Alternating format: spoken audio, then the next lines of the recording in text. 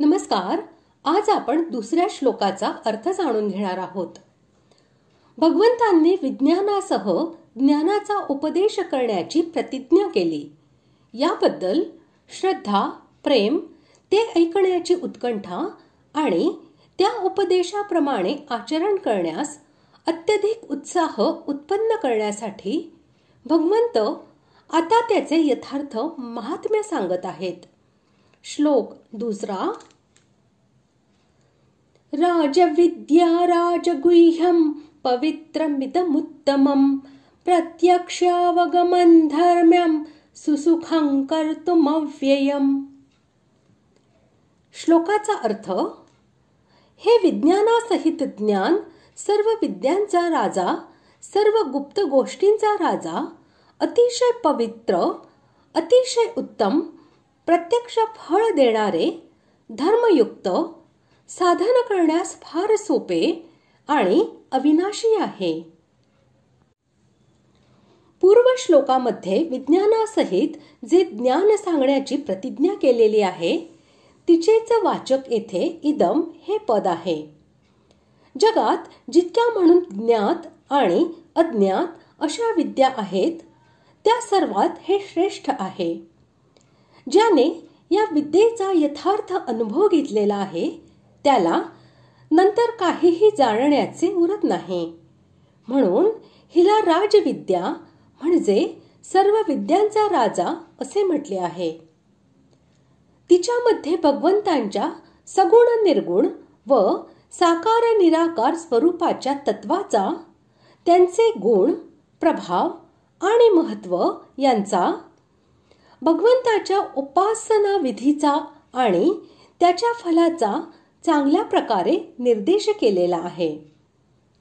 याशिवाय यामध्ये भगवंतांनी आपले संपूर्ण रहस्य उघड करून ते तत्व समजावून दिले आहे की मी हा जो श्रीकृष्ण रूपात तुमच्या समोर विराजित आहे तो मी या सर्व जगाचा करता, हर्ता, सर्वांचा आधार, सर्व शक्तिमान, परब्रह्म परमेश्वर आणि साक्षात पुरुषोत्तम आहे. तू सर्व प्रकारे मला शरण ये. अशा प्रकारची परमगुप्त रहस्याची गोष्ट अर्जुनासारख्या दोषदृष्टीहीन परमश्रद्धावान भक्ताच्या समोरच सांगितली जाऊ शकते, प्रत्येकासमोर नाही.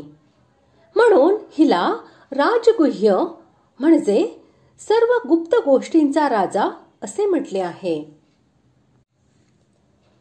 याला पवित्र आणि उत्तम असे म्हणण्याचे तात्पर्य असे की हा उपदेश इतका पावन करणारा आहे की जो कोणी याचे श्रद्धेने श्रवण मनन आणि याच्याप्रमाणे आचरण करतो त्याची सर्व पापे आणि अवगुण यांचा समूळ नाश होतो आणि तो मनुष्याला कायमचा परम विशुद्ध बनवून टाकतो. म्हणून त्याला पवित्र असे म्हटले आहे. आणि जगामध्ये जितक्या म्हणून उत्तम वस्तू आहेत त्यापेक्षा हा अत्यंत श्रेष्ठ होय. म्हणून याला उत्तम असे म्हटले आहे. यासाठी प्रत्यक्षावगमम आणि धर्म्यम ही विशेषणे देण्याचा अभिप्राय असा की विज्ञानासहित या ज्ञानाचे फल श्राद्धादी कर्मांच्या प्रमाणे अदृष्ट नाही.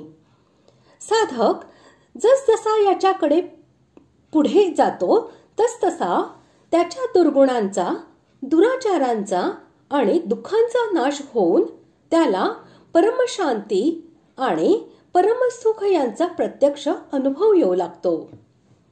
ज्याला याची पूर्णपणे उपलब्धी होते त्याला त्वरितच परमसुख व परमशांती यांचा समुद्र, परमप्रेमी, परमदयाळू आणि सर्वांचा सुहृद असा साक्षात भगवंतच प्राप्त होतो. म्हणून ते प्रत्यक्षावगमम होय. तसेच वर्ण आणि आश्रम इत्यादींचे जितके विभिन्न धर्म सांगितले आहेत त्या सर्वांना हे अविरोधी आणि स्वाभाविकपणे परमधर्ममय असल्याने त्या सर्वांपेक्षा हे सर्वश्रेष्ठ होय. म्हणून हे धर्म होय. सकाम कर्म हे जसे आपले फल देऊन समाप्त होते आणि जगातील विद्या एकदा शिकल्यावर जर तिचा वारंवार अभ्यास केला गेला नाही तर ती नष्ट होते, तशा प्रकारे भगवंतांचे हे ज्ञान विज्ञान नष्ट होऊ शकत नाही. तसेच जो मनुष्य एकदा हे चांगल्या प्रकारे प्राप्त करून घेतो तो मग कधीही कोणत्याही अवस्थेत हे विसरू शकत नाही. याशिवाय याचे फल सुद्धा अविनाशी आहे, म्हणून याला अव्यय असे म्हटले आहे. जर ही इतकी महत्वाची गोष्ट आहे तर त्याच्याप्रमाणे आचरण करून ते प्राप्त करून घेणे फारच कठीण असेल असे कोणी समजू नये. म्हणून भगवंतांनी येथे कर्तुम सुसुखम या पदांचा प्रयोग करून सांगितले आहे की साधन करण्यामध्ये हे फारच सुगम आहे. याचा अभिप्राय असा आहे की या अध्यायामध्ये केलेल्या उपदेशाप्रमाणे भगवंतांची शरणागती प्राप्त करून घेणे हे फारच सोपे आहे, कारण त्याच्यासाठी कोणत्याही प्रकारच्या बाह्य आयोजनाची आवश्यकता नसते आणि कोणताही आयास करावा लागत नाही. सिद्ध झाल्यानंतरची गोष्ट तर दूरची आहे, साधनाच्या प्रारंभापासूनच साधकाला शांती आणि सुख यांचा अनुभव येऊ लागतो.